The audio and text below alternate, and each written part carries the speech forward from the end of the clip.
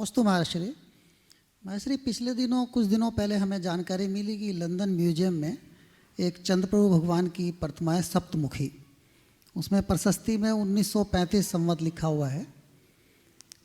महर्षि, उसमें मेरे दो क्वेश्चन हैं। एक तो क्या है कि उसको देखा देखी कुछ आजकल चल पड़ा है कि हमारे भारतवर्ष में भी अनेक लोग उस तरह की स्थापना करने लगे सप्तमुखी का। मैं ये जानना चाहता हूँ, क्या आगम सम्मत है या आगम में इस तरह की कोई व्यवस्था है कि हम सप्तमुखी जिनेंद्र भगवान की प्रतिमा विराजमान कर पाएँ? देखो, ऐसा है, अगर शास्त्र की बात करोगे तो शास्त्र में प्रतिमा विज्ञान का पूर्ण वर्णन है।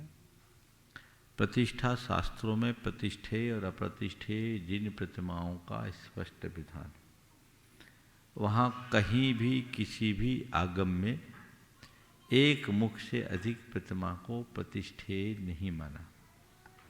आपने जो ब्रिटिश म्यूजियम लंदन की प्रतिमा का उल्लेख किया है, मैंने उसकी तस्वीर देखी है। मैं बता रहा हूँ, यह 1935 संवत में प्रतिष्ठापित वो प्रतिमा जहाँ भी हुई हो, भट्टारक सुरेंद्र कीर्ति या ललित कीर्ति ने उसकी स्थापना की, वो भारत में मान्य नहीं हुई। इसके अतिरिक्त अन्य किसी प्रतिमा का उल्लेख देखने को नहीं मिलता।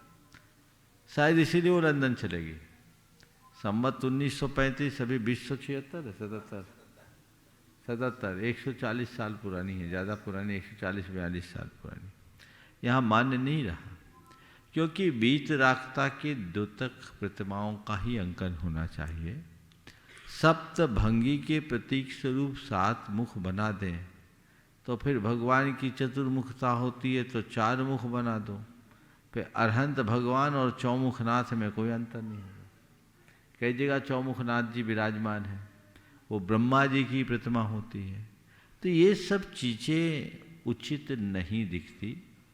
हमारे जो प्रतिष्ठेय ग्रंथों में, प्रतिष्ठा के ग्रंथों में प्रतिष्ठेय प्रतिमाओं का लक्षण बताया गया है, हमें उनको ही ध्यान में रखना चाहिए और उनके अनुरूप सांगोपांग जिन प्रतिमा का ही स्थापन करना चाहिए।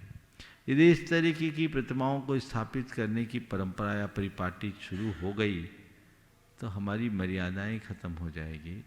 फिर हम जिन प्रतिमा की जो विशिष्ट पहचान है उसको खो बैठेंगे। इसलिए आपने मुझसे पूछा है तो मैंने अपना अभिमत प्रकट कर दिया।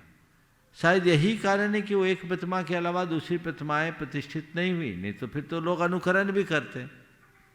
खुद भट्टारक सुरेंद्र कीर्ति ने दूसरी जगह नहीं की। भट्टारक सुरेंद्र कीर्ति एक बड़े प्रभावी भट्टारक थे, उनके काल में अनेक प्रतिष्ठाएं हुई, लेकिन उनने भी नहीं की।